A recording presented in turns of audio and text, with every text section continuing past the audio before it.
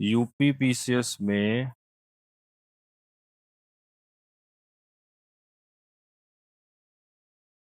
जो 30 to 35% questions comes from PYQ only। तो ये बहुत बड़ा majority students around 9 to 10 marks से रह जाते हैं और 30 to 35% आपका सिर्फ और सिर्फ आ रहा है PYQ से, इसलिए इसका इम्पोर्टेंस बहुत है।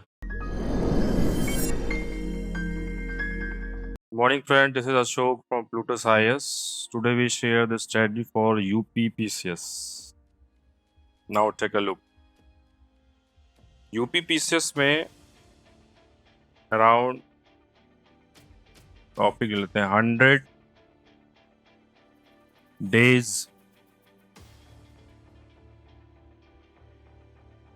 strategy for UP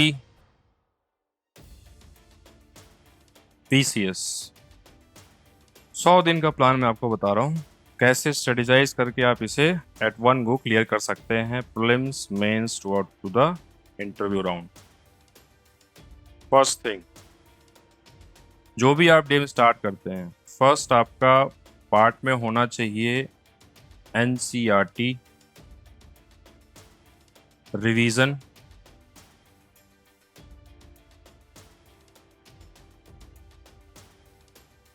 NCERT revision, at least 2 topic. Now second part,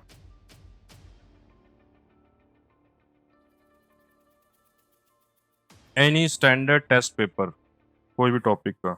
suppose आपने एंशिएंट हिस्ट्री उठाई तो एंशिएंट हिस्ट्री की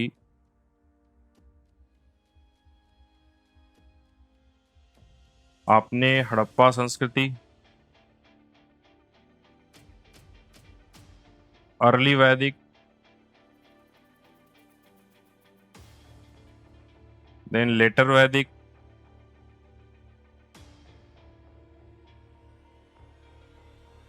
ये 3 टॉपिक आपने करना है। इससे 50 क्वेश्चन, हड़प्पा से, अर्ली वैदिक से 50, लेटर वैदिक से 50, तो अराउंड 150 क्वेश्चन आपको पर डे करने हैं। On an average 120। NCERT topic पढ़ने के बाद, सेम टॉपिक पढ़ने के बाद अराउंड 120 क्वेश्चंस। इसके बाद नेक्स्ट स्टेप, टोटल में आपको अराउंड इसमें 7 स्ट्रेटजी बताऊंगा। 2 कवर हो गई। फर्स्ट डे आपका NCERT स्टार्ट हुआ, फिर जो टॉपिक आपने किया उसी का कोर में जाना है और उसका प्रीलिम्स का क्वेश्चन प्रैक्टिस करना है। सपोज आपने एंशिएंट उठाया तो हड़प्पा सिविलाइजेशन, अर्ली वैदिक एंड लेटर वैदिक, तीनों का टॉपिक, ईच टॉपिक 50-50 क्वेश्चन आपको करना है, राइट। फिर इन तीनों का आपको मेंस का एक एक क्वेश्चन करना है, ओनली 1 क्वेश्चन। थर्ड स्टेप,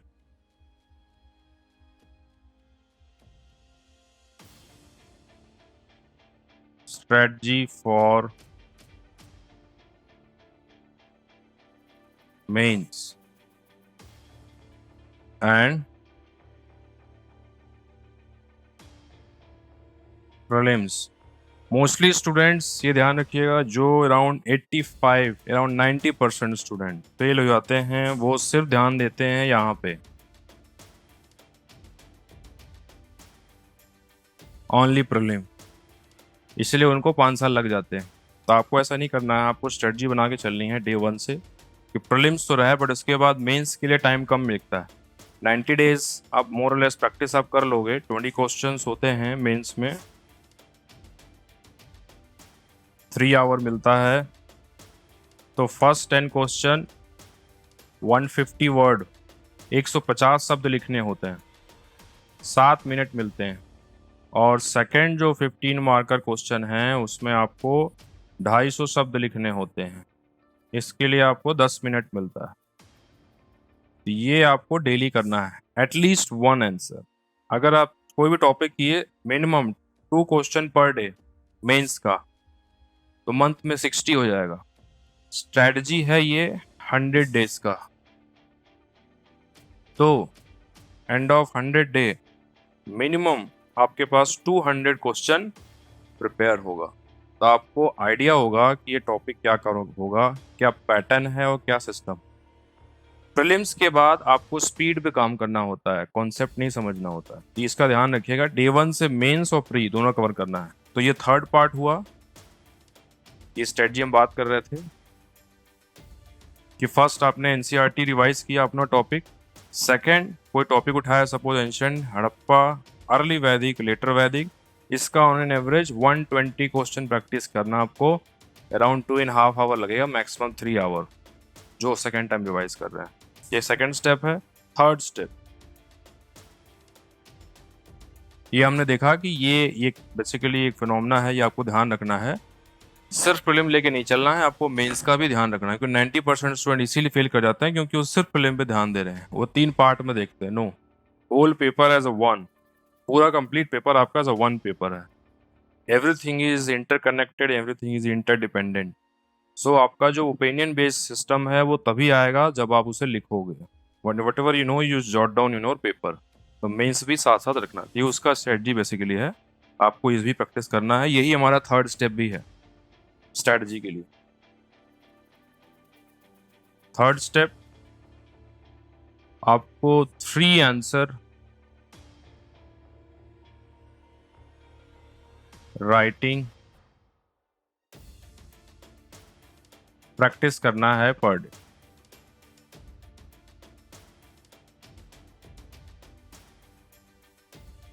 ये कुछ लोग को और लगेगा, बट ये ट्रूथ है, इससे आपको फर्क पड़ेगा आफ्टर 3 मंथ्स। ये ग्रेजुअल, ये कंपाउंड इंटरेस्ट की तरह आपको फायदा देगा। ठीक है, ये आपका थर्ड स्टेप है मेंस के लिए। जो भी टॉपिक आपने किया उस दिन, सपोज आपने कोई भी जीएस का टॉपिक उठा लिया XYZ, वेदर हिस्ट्री या फिर पॉलिटी, कोई भी टॉपिक, या फिर आपका जियोग्राफी XYZ कोई भी, उसका आपको प्रीलिम्स का ये क्वेश्चन करना है, ये वाले रिवाइज किया। इस टॉपिक को पर्सनली आपने पढ़ा, PYQ किया या फिर कुछ भी किया हो, लेकिन ये करना है आपको, ये ध्यान रखिएगा। ठीक है, ये बहुत इंपॉर्टेंट है। थर्ड स्टेप, आपको 3 क्वेश्चन प्रैक्टिस करना है मेंस का। Now fourth step, 10 year PYQ practice करना है आपको।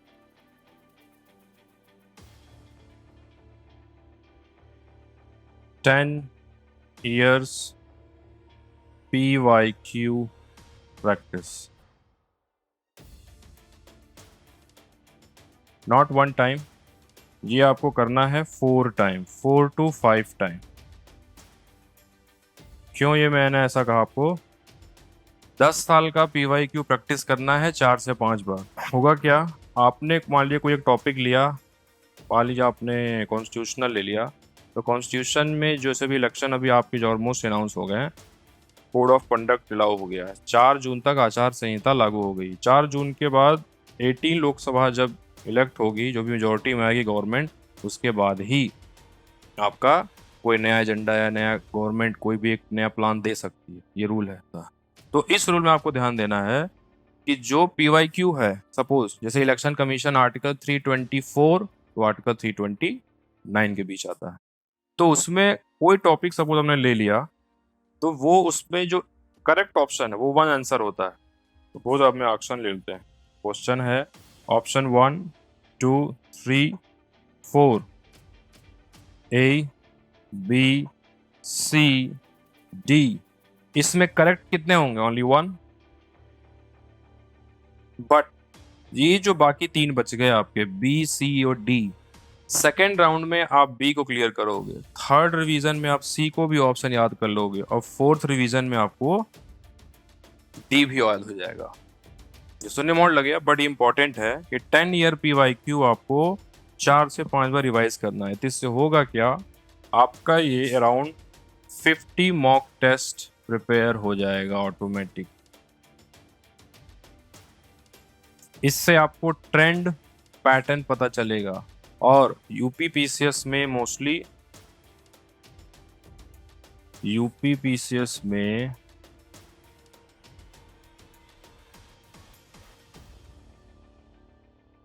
जो 30-35% questions comes from PYQ only। तो ये बहुत बड़ा majority students around 9 to 10 marks से रह जाते हैं और 30-35% आपका सिर्फ और सिर्फ आ रहा है PYQ से, इसलिए इसका इंपॉर्टेंस बहुत है। इससे एक तो आपको ट्रेंड पता चलेगा, ट्रेंड, सेकंड पैटर्न, ठीक है, फर्स्ट ट्रेंड सेकंड पैटर्न, और थर्ड आपको रिवीजन हो जाएगा सेम टॉपिक का 4 से 5 बार, आपको कॉन्फिडेंस बढ़ जाएगा।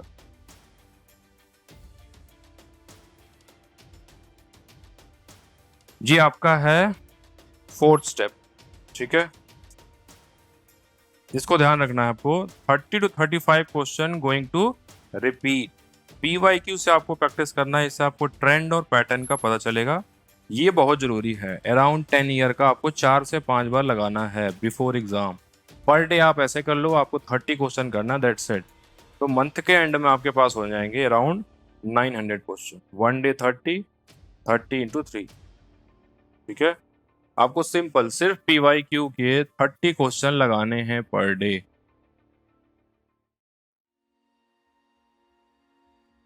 पर डे अब 30 क्वेश्चन इंटू 30 डेज। अब देख रहे हो इसका इम्पैक्ट कितना बड़ा होगा। एंड ऑफ द आपका फाइनली तैयार हो जाएगा पूरा ऑलमोस्ट। नाउ फिफ्थ पॉइंट, सबसे इंपॉर्टेंट, करंट अफेयर।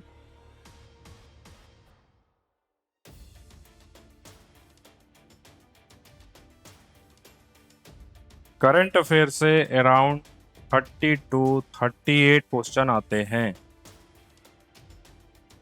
तो आपको एटलीस्ट 14 मंथ्स का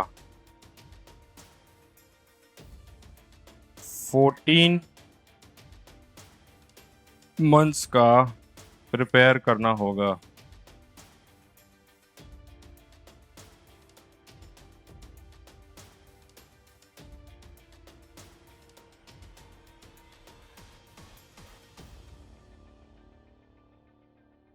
ठीक है, और रिवाइज करना है 3 time, at least 3 time, each word by word, 3 time revise. Now अब मैं सभी को एक बार को पूरा कंपाइल कर देता हूं। अगेन हमने अब तक क्या क्या कवर किया। फर्स्ट स्टेप था इसमें कि आपको स्टार्ट करना है यूपी पीसीएस की स्ट्रेटजी, 100 डे स्ट्रेटजी बनानी है इसमें 2024 के लिए, प्रीलिम्स एग्जाम के लिए। एनसीईआरटी रिवाइज करना है, इससे कीवर्ड्स बहुत सारे मिलते हैं और 10% क्वेश्चन रिवाइज होते हैं और हर साल आते हैं, इसलिए इसको नहीं भूलना है। मोस्टली स्टूडेंट्स को छोड़ देते हैं, नहीं करना है। सिर्फ PYQ और उसके चक्कर में नहीं फंसना है। प्रोसेस फॉलो करोगे आप तो सारा काम होगा, प्रोसेस नहीं करोगे तो नहीं होगा, इसलिए प्रोसेस फॉलो करना बहुत जरूरी है। फर्स्ट स्टेप प्रोसेस क्या है कि एनसीईआरटी रिवाइज किया आपने, एटलीस्ट 2 टॉपिक जो पढ़ चुके हो आप, अब नया टॉपिक नहीं पढ़ना है, ये ध्यान रहे। Second, ancient history. अब मान लीजिए मैंने एक लेट से कोई टॉपिक ले लिया, तो एंशंट, मेडिएवल, मॉडर्न। तो एंशंट में मैंने हड़प्पा, अर्ली वैदिक और लेटर वैदिक लिया। अर्ली वैदिक आप देखोगे 1500 to 600 AD, 1000, और फिर ये 1000 to 600।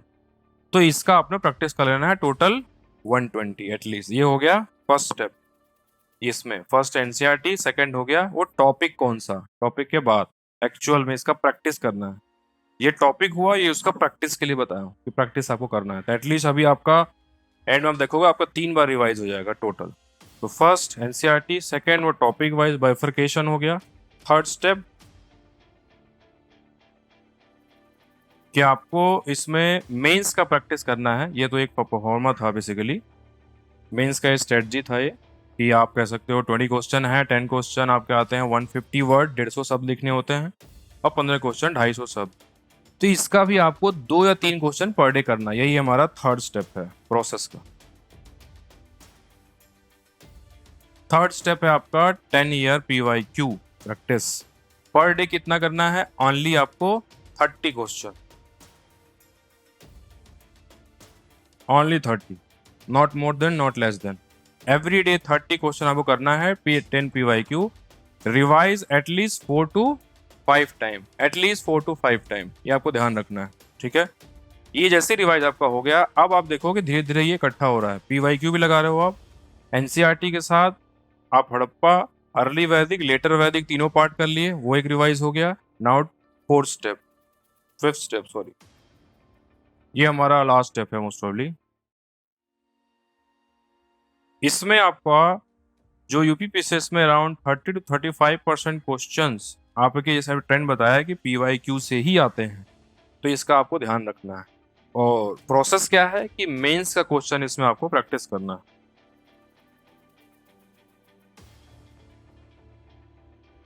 थ्री क्वेश्चंस मेंस का, ये आपको करना है पर डे, ये ध्यान रहे। इससे क्या होगा, एक कंप्लीट फ्लो आ गया आपके पास। नाउ हम रिवाइज करते हैं फटाफट, आप समझ जाओगे टू द पॉइंट क्या क्या करना है आपको। ये हो गया लास्ट स्टेप। करंट अफेयर में ये 6 पॉइंट बन गया आपका। Current affair 30 to 38 question last year भी आए थे, उससे पहले 2022 में भी अराउंड 30 क्वेश्चन आए थे, और 2021 में करीब 38 क्वेश्चन आए थे, और 2023 में भी अराउंड 35 to 39 क्वेश्चन आए थे ओनली करंट अफेयर से। तो इसमें आपको 14 मंथ्स का करंट अफेयर करना ही करना होगा, 14 मंथ्स का, ये ध्यान रखिएगा। और एटलीस्ट 3 बार आपको रिवाइज होना चाहिए, तब आप यहाँ एक्यूरेसी 90% कर पाओगे। ये टोटल पॉइंट है। सो आई होप आप सारे पॉइंट समझ गए होंगे। अब एक बार क्विकली रिवाइज कर देते हैं आप तक हमने क्या क्या किया। फर्स्ट है ये 100 डेज जो हम स्ट्रेटजी देख रहे हैं फॉर यूपीपीसीएस।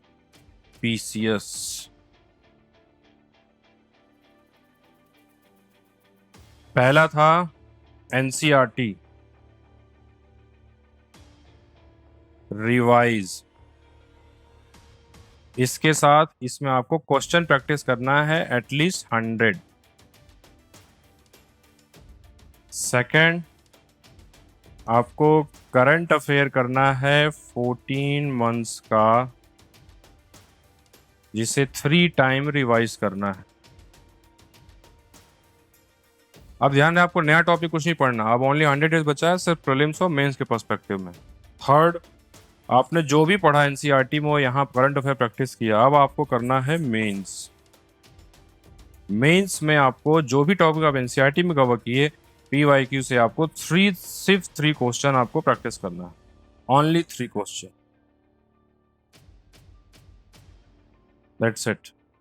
देन फोर्थ आपका होगा इसमें 10 ईयर PYQ।